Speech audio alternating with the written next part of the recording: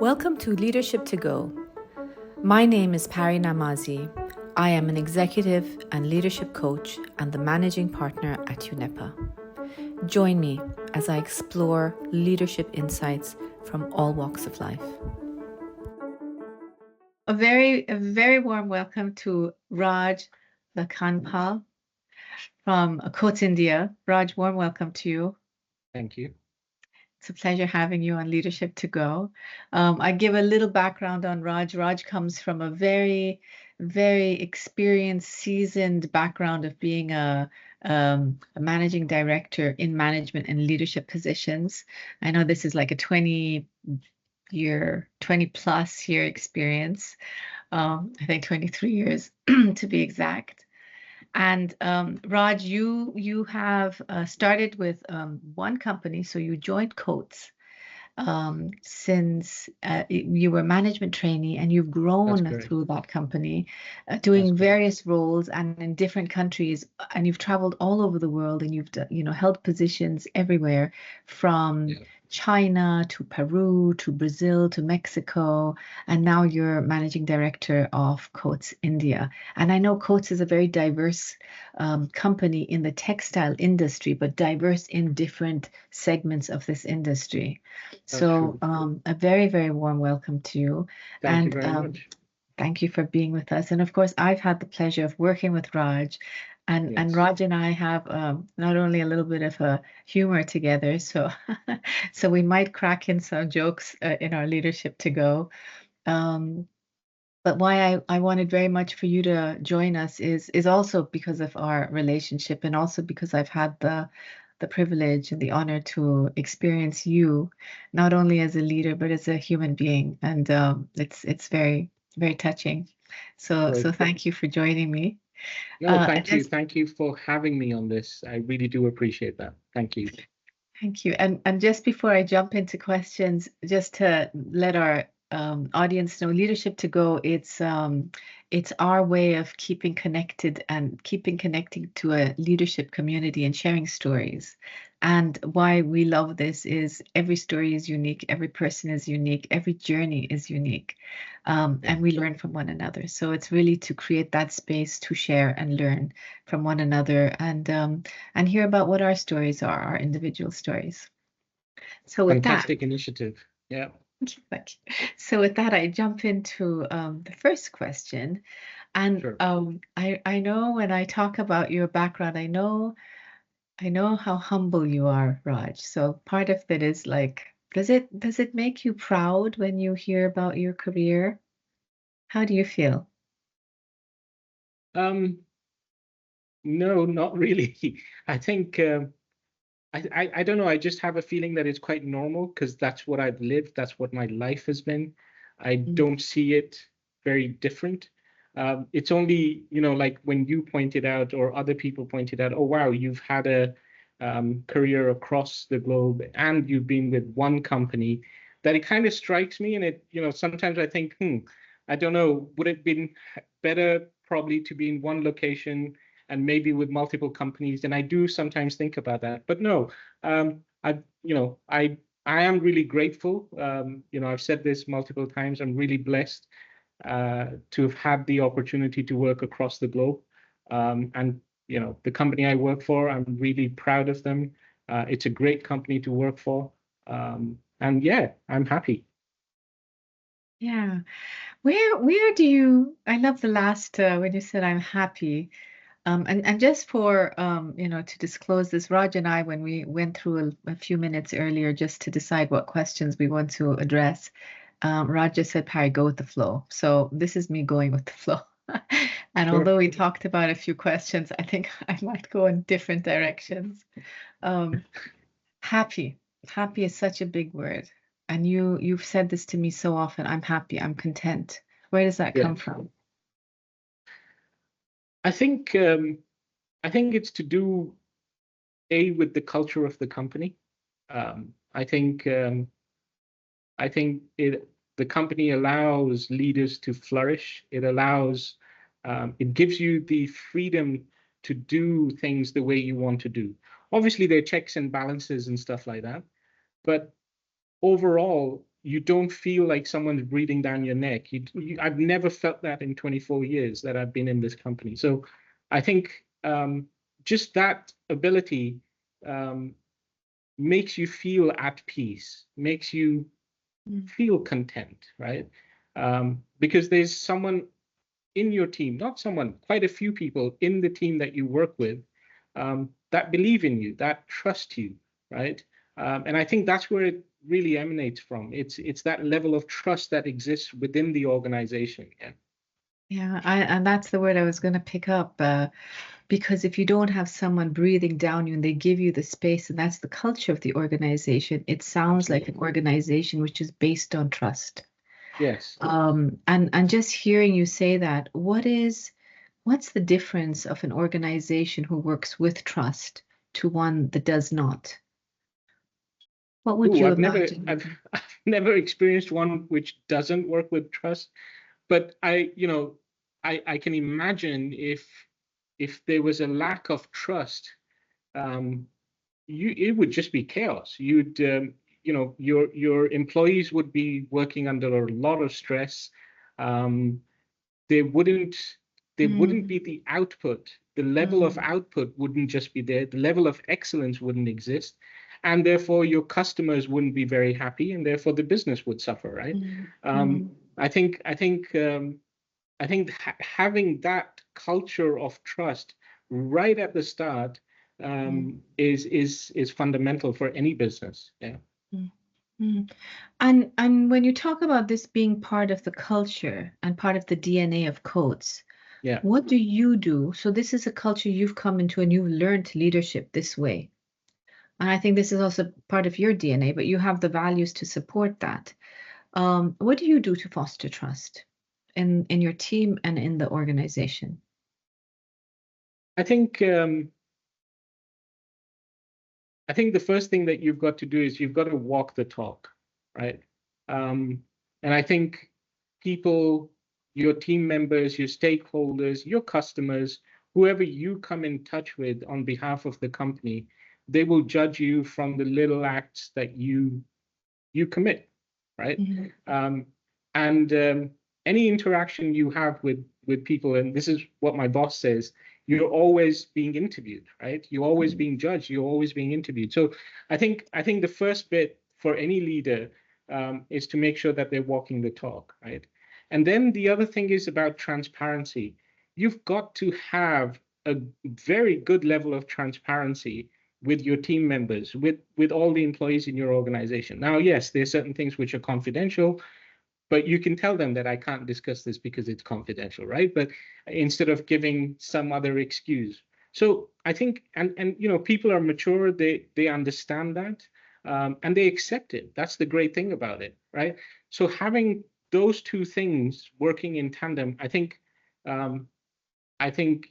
that's really what's helped me. I would say, yeah. And I don't know, I find transparency is such a broad word. I Yeah, find people really struggle with what is transparent and how transparent you need to be. And I that's see a true. smile on your face. Yeah, I think you might have experienced that. What is that then? How do you know? it's It's well, sharing information.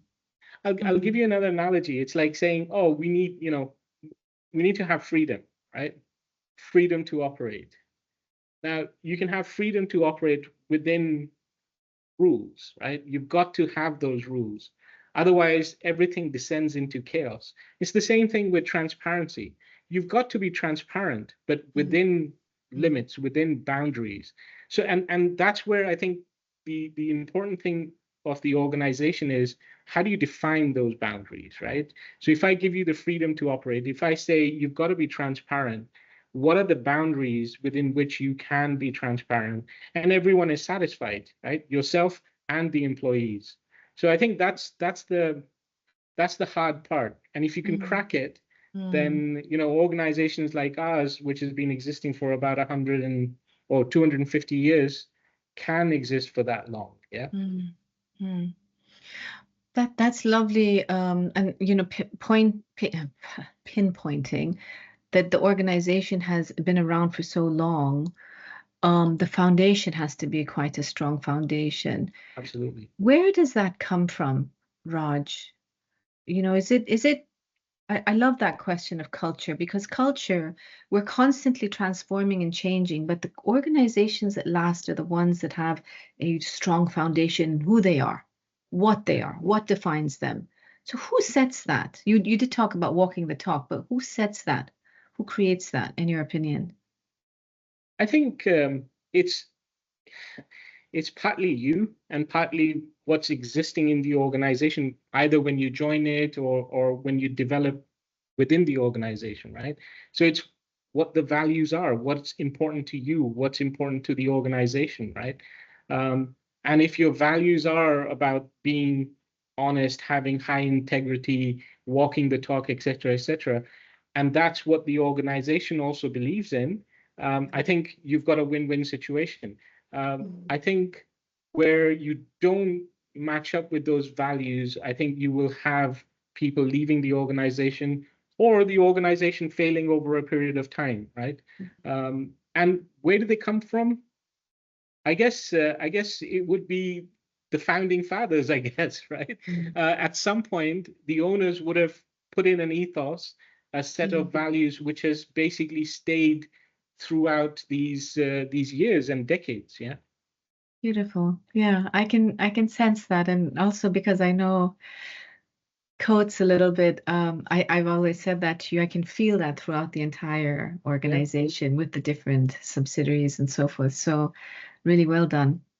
Coming back to you, because this is all about you now, Sure. and your leadership journey.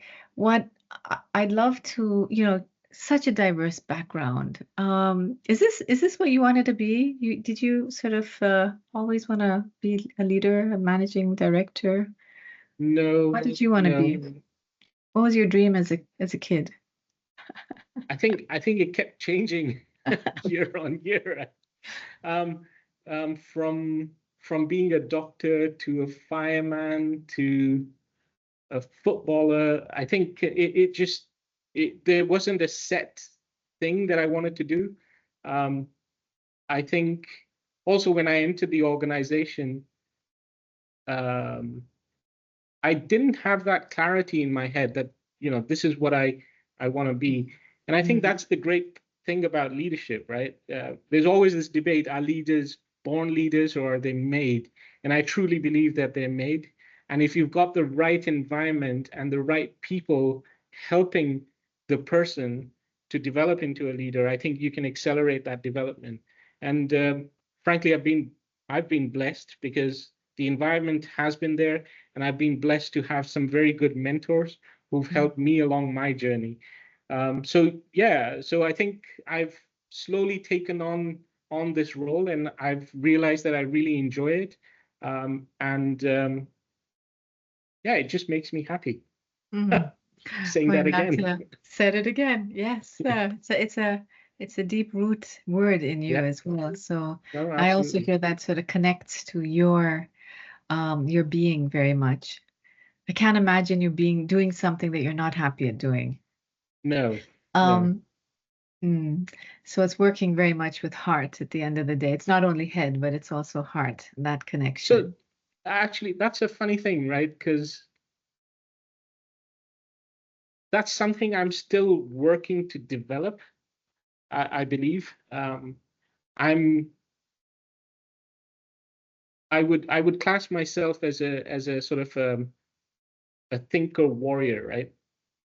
Kind of person. So I think about a lot of things. I'm very logical, but then I want things done, so I get into execution mode and stuff like that, right? Um, the hard part I am learning, and I'm still Mm, learning to develop along that line, right? And yeah, that's taken me a little while, but mm, I do believe I'm firmly down that path, right? mm, Where it's not about execution as much as it is about people, right? And taking care of the people who will actually execute. So it's that shift that I'm making, and I think I've made to a certain extent, um, where I've really started enjoying it.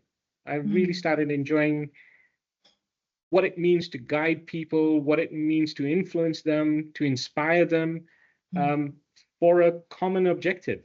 And I think I don't think there's any greater joy than that. And yeah, that's what I love. That's what I love. And that's what makes you happy. Absolutely. Yeah. But lovely the way you said that. So for me, the sort of shift from management into leadership is exactly that. It's where we start working more with inspiring and motivating people. Absolutely. And I think a manager has those roles of how do I strategize, how do I, the operation of the company, the targets, the objectives and so forth, but shifting to how do I get people to then follow me, to believe in this purpose, and also want it as their purpose. I think that's the role of leadership.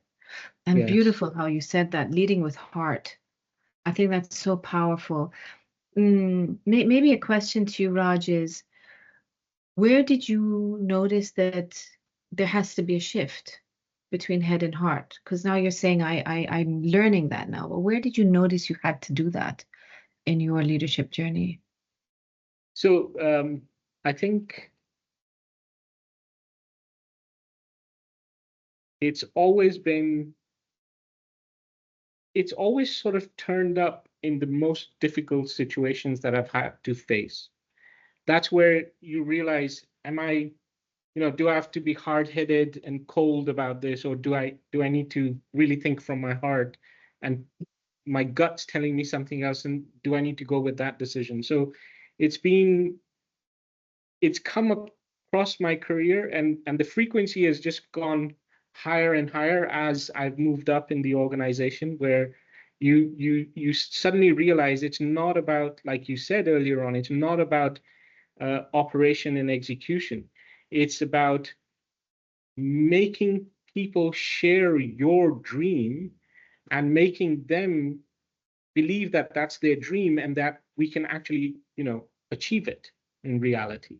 And the role that I'm in right now, that has a large part of that now, right? Whilst I do get into the execution and the operational stuff, but I can just feel it, that every single day my job is to not come into the office and tell people what to do. It's more about making them dream, right? And create a team that can actually dream about where we're going to be as an organization in the next 5 years, in the next 10 years, right? And I think that's the switch. And it's taken me a little while, frankly, to get to that. Yeah.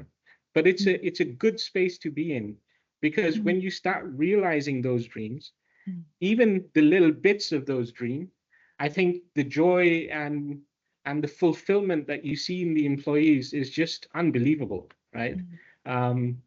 Yeah, Oh, that's tell me a story. Tell us a story. What, you talk about the joy and fulfillment that you see in employees. I'd love to hear an example of something you picked up from any part of your career. And I know you and I've talked about this before, but it's, just one of those stories of how do you see that? Because it motivates us as well. It motivates you when you see that. yeah. But Yeah. like, can you share an example? So if a number of my moves have been related to reorgs and turning around business, and I'll give a generic example here, but it's linked to one of the works that we did, where the business had not been doing well for a while, and I had to go in and do a lot of cost cutting, which is painful. But at the same time, I had to make sure that the team was motivated, was ready to go to the next level that was required for us. And I think when I first came in, some of the questions that I had to field were, why are you here? What are you going to add to the business? Or what are you going to do that's going to make things different, right? And my response to that was, and in that case, I really didn't know much about the business. My response to that was, really, I'm here to build a great team, and the rest will sort itself out, right? And that was the really good part of it, where we were able to turn the business around. But before turning the business around, I had to turn the team around. And that took a little while, where people had to believe in what we were doing. People had to really have faith in the direction that we were heading. There were some people who weren't aligned and had to exit, but thank God, the majority of them were aligned, and that's what made the difference. And I think when you go back and look at the team now, in the organization, whilst they're not exactly in the same business unit, the team members themselves are doing fantastically well within the organization.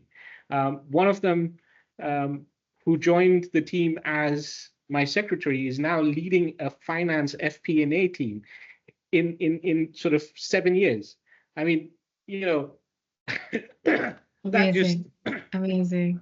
yeah, So heartwarming. And I can see the amount of happiness, but joy and yeah. fulfillment that it gives you to see others grow. And I think I often talk to leaders about what's the legacy you leave.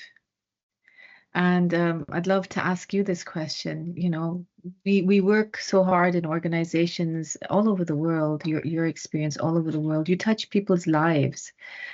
And I know at the end of the day, it's transformation for an organization. It's having that vision or the profits or reaching those goals. But at the same time, what's the legacy you leave? What does Oh, that it's look like? I think it's making a difference in people's lives, right? Um, and I think the team that reports to me directly, one of the things that I'm very clear about, um, is their development.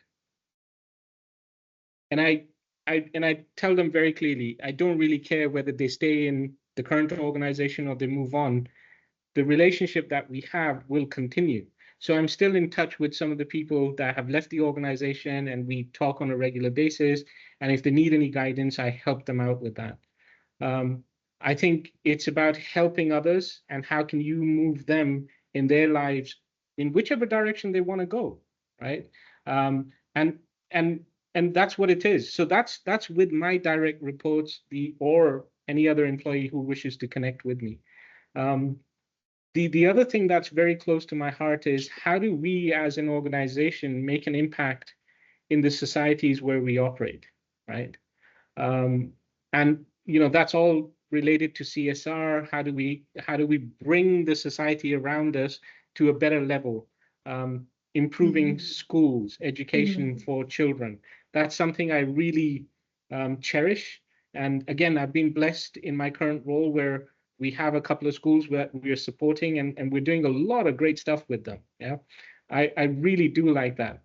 The other is, in a country like India, where a lot of the women, because of our cultural sort of heritage, um, are not working, or are doing jobs which are quite menial. How do we improve their skills so that they can earn better? They can have a sense of freedom, um, a sense of purpose in their lives as well. Yeah. And that's a piece of work that we're also doing, where we have a women's skill development center, and I really enjoy that part. Um, and then it's all about, especially in India where we operate, it's about making sure, health facilities are good and people have access to them, and, all the equipment that they require, that's available. So those are the things that I really like to focus. And then, of course, it's your customers, your stakeholders, your shareholders, your board, your boss, and everyone else, right? But that's how I would pitch it. Yeah. And hearing you talk about CSR, I think if you just hear an organization thinking about themselves, that's one side of it. But when you know that they're giving back to community, you then have an even stronger sense of commitment to the organization because you're also playing a role in developing a community. So I think that Absolutely. becomes such a lovely, connection and way of giving back and growing our community. It's not only about the organization and the people who work there, but it's how you really impact and influence your entire society and community and countries in which you operate. Must give everyone a sense of achievement. Absolutely. And I think, you know, having worked in various parts of the world, India is quite special in this way because it actually the legislation of the government tells you that you've got to spend an X amount of your profits on CSR. Right? I don't think there's any other country that does it, and therefore, what happens is a lot of businesses are kind of stuck in that. Well, how much shall I spend on my CSR? Right? Is 1% of my profits enough? Is it two? Is it five? So in India, they've taken that decision for you, right? So you've got to spend an X amount every year on CSR. And the great thing about it is that you have that money, and then you think, well, what's the best way I can Mm, impact the society and people where mm, I operate, right? mm, And yeah, it lets you do things in a creative way which were never possible. And I'll give you an example of this, right? So we went to one of our schools that we have, and the Indian government has this scheme where it feeds um, children. It gives them a free meal, lunch meal, all the school children in the government school. So that's quite a lot of children in India. Um, we look at this one school in a location where we are based, and I went there and I said to the headmaster, I said, "Can I please have a look at where the kitchen is? Where is this meal cooked?" And it was really this little. It wasn't even. It was a tin roof with some firewood stuff and made out of mud, and these two ladies, bless them, trying to do their job as best as they could, right? But the conditions were really poor, right? The conditions were not hygienic, they were not good. And I was there with my leadership team, and it was very clear to us that we needed to build a new kitchen for them, right? And that's what we went and did. So we spent some of our funds in building a brand new kitchen. It was, gas powered, had all the facilities that those ladies needed. And the outcome of that has been that instead of 100 children sort of having the lunch, you have now 300 or 400 children having that lunch meal now, right? Just because you've improved the facilities, you've given a better equipment, a hygienic place to have to cook that food. So sometimes you don't even know what's going to hit you, right? yeah. And it's these things that I really enjoy about the CSR part, right? Yeah. And Raj, just thinking about time, I mean, you have so many things that you're taking care of. How do you make time for CSR? Time. So so this is one of my favorite topics, right? And I think I've discussed it with you before. Um, we've got 1,000 months. That's all we have, right? Or 4,000 weeks. Um, and when you've spent like more than 50% of it, you really learn to prioritize, Mm, right? You really learn to say no to those things mm, um, which are complete waste of time. mm, So CSR becomes a priority, right? mm, Making a difference to those kids' lunch is a priority. And that's how the leadership team in India behaves as well. Um, mm, I think I think we've learned this over the last year and a half, where we've been doing a lot of stuff. We've been running really fast, and we've learned that whilst you're running, you can't do everything. You've got to let go of certain things. And we've become pretty good at that. yeah, We've become pretty good at saying, well, I'm not going to do that, and I'm going to mm, focus on this and deliver this, and then we'll look at what next to do. And I think you've got to be pretty ruthless about that. yeah. Yeah. Good Uh, point. yeah, a lot of team members, not team members, a lot of people will become indecisive. Mm, they'll want to cover everything, and I think that's where you'll probably not succeed. Yeah. Yeah, and really, I love the analogy that we have so many weeks, and when half of it's spent, you start prioritizing and being very clear on what your priorities are. That's a lovely way to look at it. Uh, a little bit back to, and I know our time's running out, so I'll pull this together, but a little bit back to when you talked about you have a vision and you have to bring the team on board. And once you have the team, it's that you go after the vision together. What is important for you when you look at assessing who has the leadership qualities that you need for a strong team? What are you looking for in your leadership team? Ooh, that's a good one. When my leadership team, I really look at attitude, right? That's the first thing. And then it's really all about, do they have the skill set? And maybe they don't. Maybe they don't have the full skill set. Maybe they only have half of the skill set, but we can teach them the other half, right? That becomes an easy thing. Then it's also about commitment. How committed are they to the cause, right? To actually delivering whatever targets that we've set for ourselves. And then it's about how consistent are they about doing the stuff that they're saying that they're going to be doing, right? And it's in that order. It's the attitude, it's the ability for them to commit, and the ability for them to consistently go out and perform the tasks that they're saying that they will. I think those are the three things that I really look for in a team, in a successful team.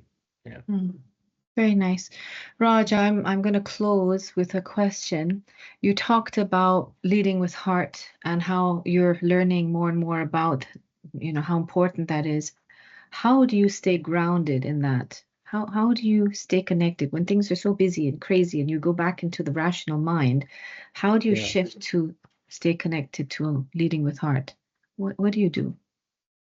Breathe. So one thing I've noticed is that we stop breathing when we're tense. Our breathing changes, and if you can just regulate yourself, your breathing, that kind of helps 50%. Yeah. The other 50% is really your mental makeup, right? Can you bring yourself back into your center, into the presence?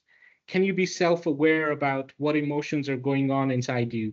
You're probably agitated over something that's happened yesterday, maybe with your kid, your wife, an employee, a customer. How is that influencing the decisions you're making today? And can you disconnect those, right? So that level of self-awareness is highly, highly essential for any leader. And I think the more you practice that, the better you become. But that's what brings you back to the center. Yeah. Yeah. And if you have a question to ask the next person I interview, what question would you ask that person? Would you like me to ask that person? What would I like you to ask that person? How do they see leadership evolving over the next 5 to 10 years, especially with everything around us changing, the environment changing? I love that question. Yeah. You have to answer it yourself too, right? I didn't know that. Okay. I didn't either. It just came to me right now. I'm curious Right. to hear what you think. Oh, okay.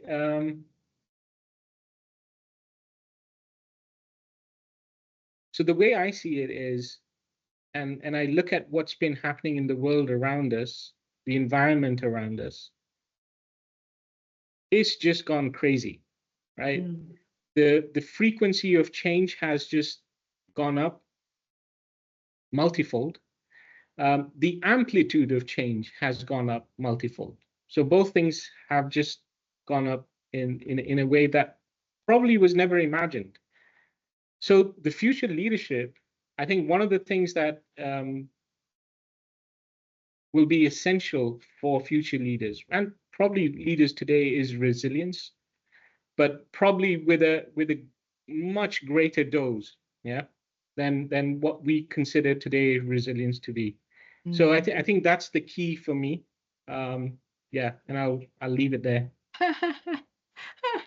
It was a good question to ask the next person, and a very good answer from your side. I definitely agree. Resilience is going to be Yeah, one of the keys. Really interesting. Raj, thank you. Loved the thank interview. I you. have so many more questions to ask you, but I know your time is very limited, and maybe we do another round of questions a little later. Sure. Any last words, No, takeaways it's before we end? just to say thank you very much. It's really been a pleasure talking to you, Pari. Thank you. Thank you. Thank you very much.